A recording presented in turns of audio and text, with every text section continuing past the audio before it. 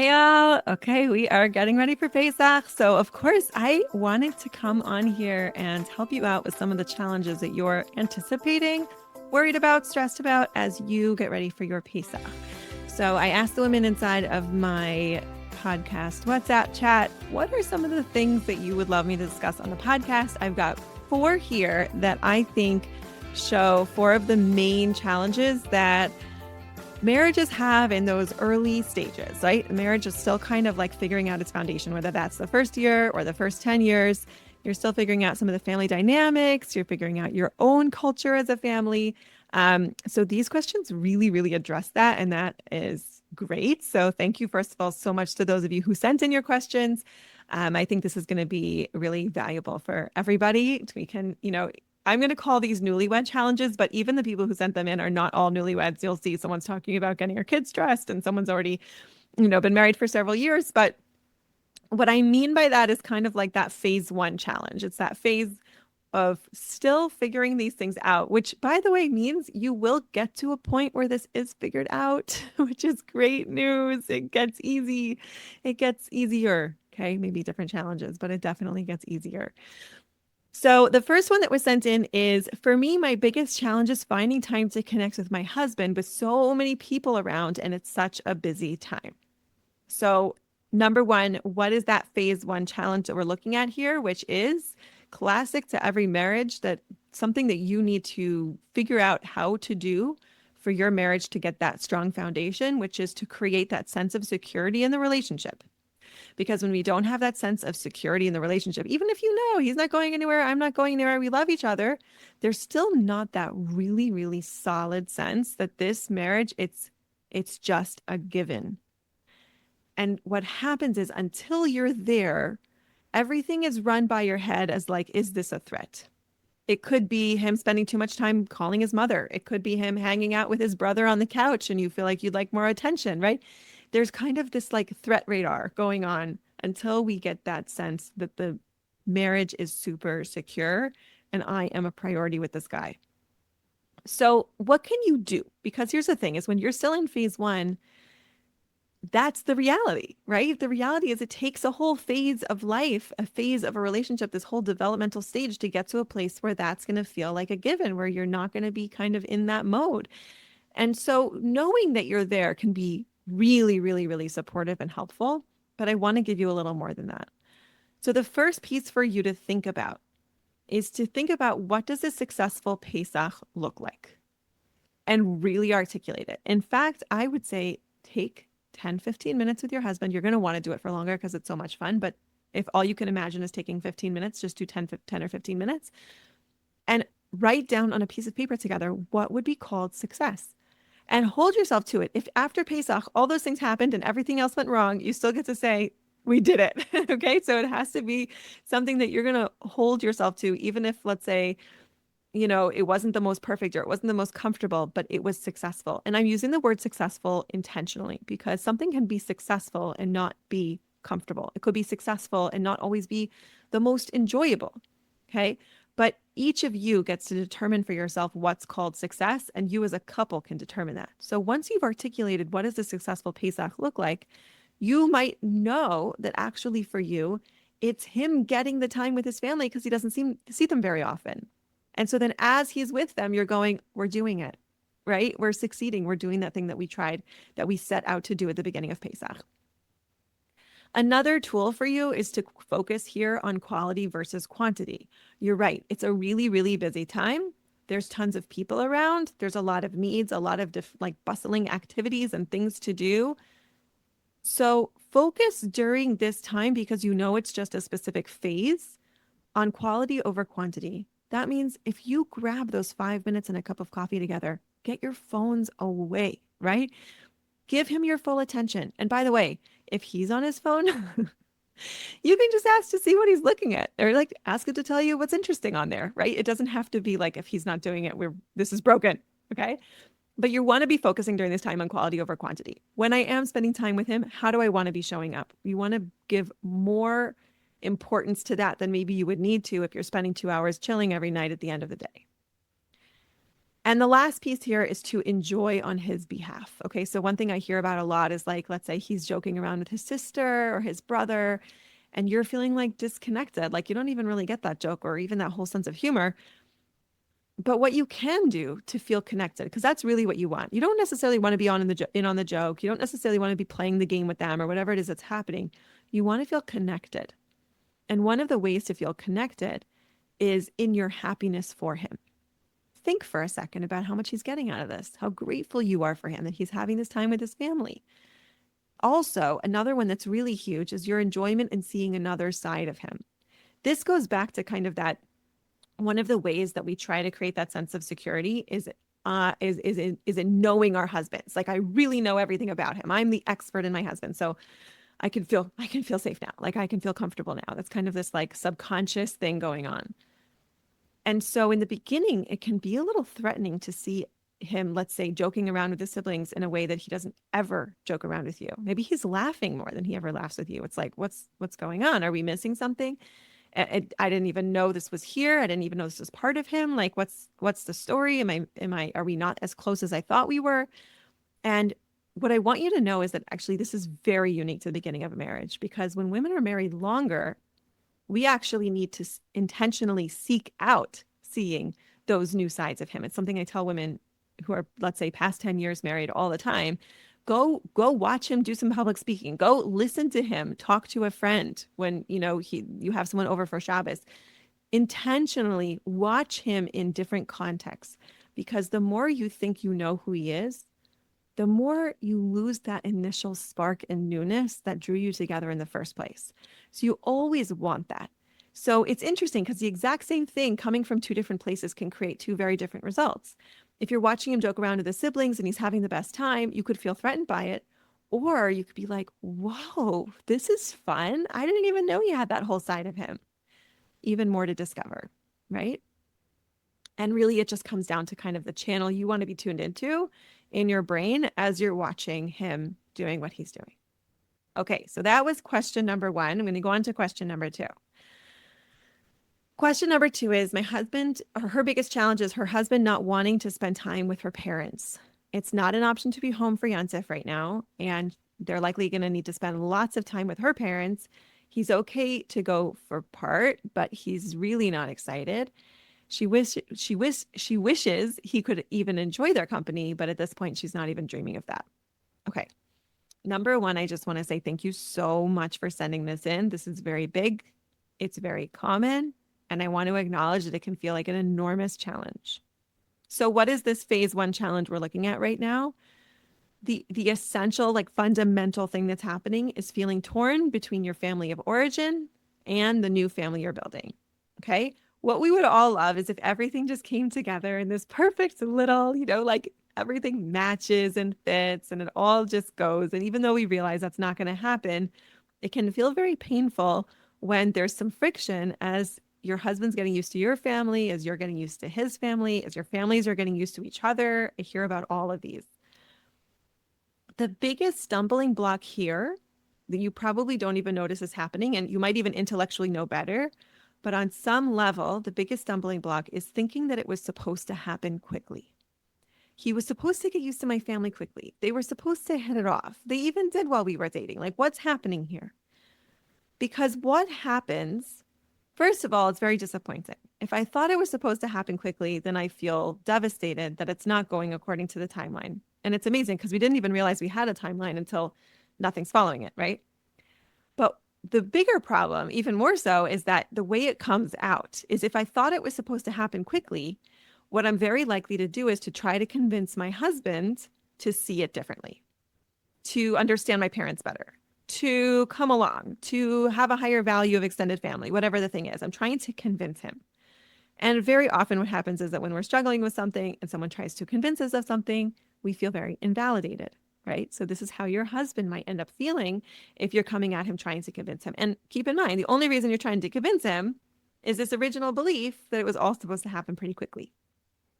So here's what I want you to do. I want you to just sit with the idea that this was always supposed to take time. Are there freak accidents where the families just gel? Yes, they are the exception, not the rule. But then you get to start to think long vision, right? I want you thinking in terms of years and decades, not in terms of days, hours, weeks. Then you can start to be strategic in a way that is going to really make an impact, right? Instead of if I'm thinking I'm supposed to go fast, then I want to make fast changes. I want to convince him right now, or at least by the end of this trip. I want to make it better now. It becomes almost intolerable for it to not be okay right now. But when I really like sit with the idea and the reality that these things take time, relationships take time, getting used to a new family takes time, and you have all the time in the world, then you can start to think in terms of what are some strategic things that are not going to bear fruit this trip or this day or this hour, but might really help us in the long run. For instance, starting to get curious about what specifically his challenges are. Don't think you know. Don't assume that you understand it.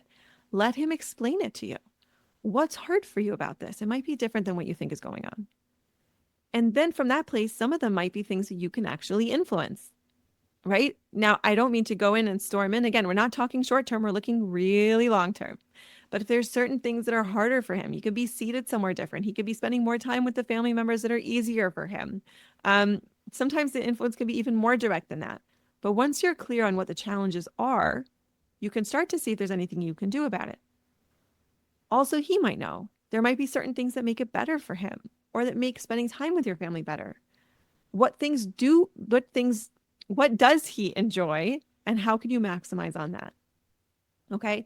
So again, this phase challenge, phase one challenge that we're looking at is when you start to feel that friction between your family of origin, the family you were born into, and this new family you have with your husband. And the way to look at that is to just really take a breath and think long term. Okay, next question. One of my biggest challenges is getting myself and all the kids the clothes they need for Pesach while staying in budget, especially when my husband doesn't get the whole clothing stress. All right, so what's going on with her? The phase one challenge she's got here is, and this sounds worse than it is, but this is how I'm going to name it, clashing values. Okay. So on his side, it's budgeting or fiscal responsibility. And on her side, it might be fitting in, or it might just be giving cover to the yontif. Like that maybe is very important to her. There's lots of different reasons that we want to buy nice clothes for our kids. So I can't really, I'm not going to guess for her, but there's a lot of different reasons.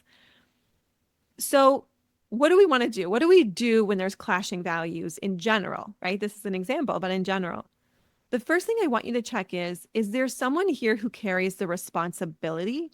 So for instance, if he's responsible for the money, and I don't mean he's the one who brings it in, I mean, he's the one who, at the end of the day, if the lights go out, who is hanging their head in shame and who's pointing a finger?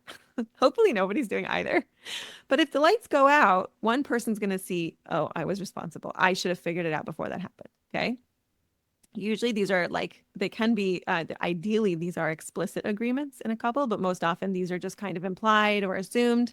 And usually couples are pretty much on the same page for the major ones. Okay. I call these zones of responsibility. This is one of the things I teach inside the First Year Married course, is how to go through your marriage and intentionally set up the zones of responsibility. Because part of being a team is that you don't all need to do all the things anymore. And sometimes one of you needs to be able to make a final decision. And you can't do that if you're trying to share all the responsibility for every single area of your life. Okay. So if someone has full responsibility of an area in your life, that means that person has the veto. What that means is that person gets to say no to something that threatens their vision. The example I always give is in my family, my husband is responsible for safety. Okay. He has some training as a medic. And so when it comes to is that a sprain or a break? The answer is always go to daddy. Okay. If it comes to a specific activity, the answer is, does daddy say it's safe? There have been times when I thought it was okay for the kids to do certain things or ride on certain toys. And my husband said, no. But you know what? It's his responsibility to keep us safe. He holds that as his responsibility. I am in on that. That's obviously he can't, ultimately that's Hashem. But in terms of those day-to-day decisions, he carries that responsibility. That means he has to be able to say no. If I say no, I'm going to take all the toddlers skiing right now.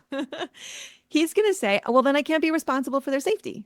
Okay. So if someone has responsibility of an area, they need to be able to say no. So if he's ultimately responsible in this example for your money, again, regardless of who brings it in, he has to be able to say how much you can spend on clothing.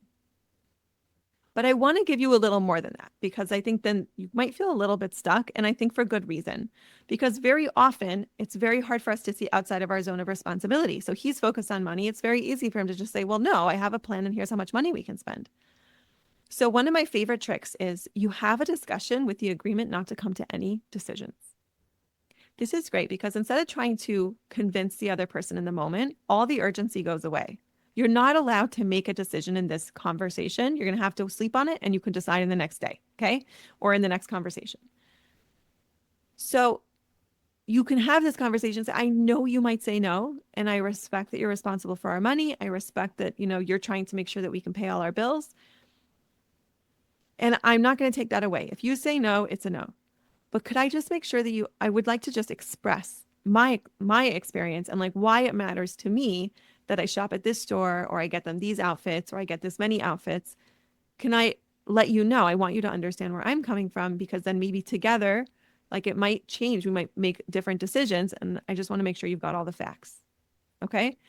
So honoring that person, and by the way, it can go both ways, but honoring that the person has the right to say no if it's something that's going to threaten their area of responsibility, allows it to be safer for you to express what you need to express, to share that extra information. And then they might want to go back and make some adjustments and ultimately most likely come to some kind of compromise. All right, last question for today. So she says, hi, Kayla, thank you for giving us what we all need. You are very welcome. We have a blended family, and this year we plan to drive to his children in the Northeast. I love them also, but I'll miss my kids, who are back at home, and there's different dynamics in each family. Baruch Hashem, but not as relaxing, including sharing a bathroom. Grateful for such a problem, but sometimes stressful. I love Pesach once it gets here and want to enjoy a meaningful one. So first of all, thank God coffee is kosher for Pesach. Can you imagine? That's the first thing that came up for me when I was thinking about challenging Pesach experiences. So this one I included because there are so many people who are going into situations that are technically challenging. And the technical challenge, let's say you might get less sleep. If you have kids, your kids won't sleep. The food might not be what sits well with you, right? The house you're going to might be a little bit less clean in terms of standards, or less tidy in terms of standards that you're used to. Okay. So I want to acknowledge that there's the physical discomfort, which we're just going to call it being hard. And there is experiencing the chag. So the number one thing to remember, which I feel like personally, I need to remind myself of this like every hour, which is hard is not the same as bad, and easy is not the same as good. We have to always try and keep those things divided in our head, because then we can go, yeah, this is going to be a really hard Pesach and it's going to be so good, right? That's what I want for you. Now, first of all, Pesach doesn't have to be hard. I'm not implying it has to be hard, but sometimes you're going to go into a situation. There might be jet lag. There might be no space. There might be, difficult to digest food. I don't know, whatever your thing is. And I want you to remember that hard doesn't make it bad. Okay. But what's the phase one challenge that's coming up in this question, which is the family culture clash? Okay. So in phase one, and if for you, you're going through phase one with multiple family cultures, right? Because you already have, sounds like you have married kids already.